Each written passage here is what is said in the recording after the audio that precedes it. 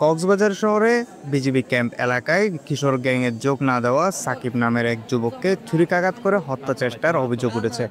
5 জুলাই বিকাল আনুমানিক 5টার দিকে শহরের বিজিবি ক্যাম্প বাজারের পাশে এই ঘটনা ঘটে বলে জানান আহত সাকিবের মা রেহানা আক্তার ও প্রত্যক্ষদর্শীরা। রেহানা আক্তার বলেন, তার 2 ছেলে হাসনাত বাহিনী নামের একটি কিশোর গ্যাংয়ে যোগ না দেওয়া সেই বাহিনীর অন্যরা তাদের উপর ক্ষিপ্ত হয়ে ওঠে। তারা সাকিব ও তার ভাইকে নানাভাবে হুমকি দিয়ে আসছিল।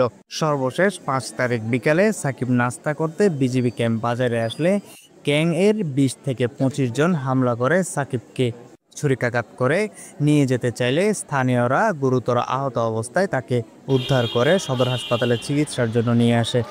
আমার বাচ্চাকে আকিব, আশরাফুল, জুমা, ওরা কয়েকটা মামলার আসামি। মিজান, ফারুক হত্যা, 4টা-5টা হত্যা মামলার আসামি।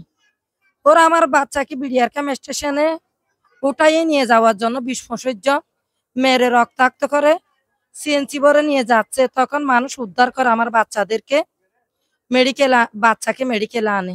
অনরারা বিড়াই ক্যাম্প সাইডজনতে এলাম। এটা আতিম মাদা এরা তন্নমূর্তি আতিম ভাই তা ছুরি মাই দিয়ে দূরে দূরে আস্তারাপ অনর আসছিল দে আস্তাফুল আসছিল, জুমা আসছিল, মিজান আসছিল, তারপর ফারুক আসছিল। অনরা 15-16 জন আসছিল। অনর আস্তারা পিতা ছুরি মাই দিয়ে আনাটা মূর্তি তা আরা কি হয়েছে তারা লোজারকে দিনটি তুলিয়ার ইনতে হাসপাতালে এসে আরা।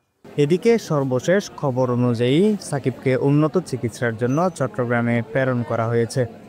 এই ঘটনায় কক্সবাজার সদর মডেল থানায় একটি অভিযোগ দায়ের করেছেন ভুক্তভোগী মা রেহানা আক্তার। সেই সাথে প্রশাসনের কাছে জড়িতদের উপযুক্ত শাস্তির দাবি জানিয়েছেন ভুক্তভোগীর পরিবার। News desk, CCN. আমার বাচ্চা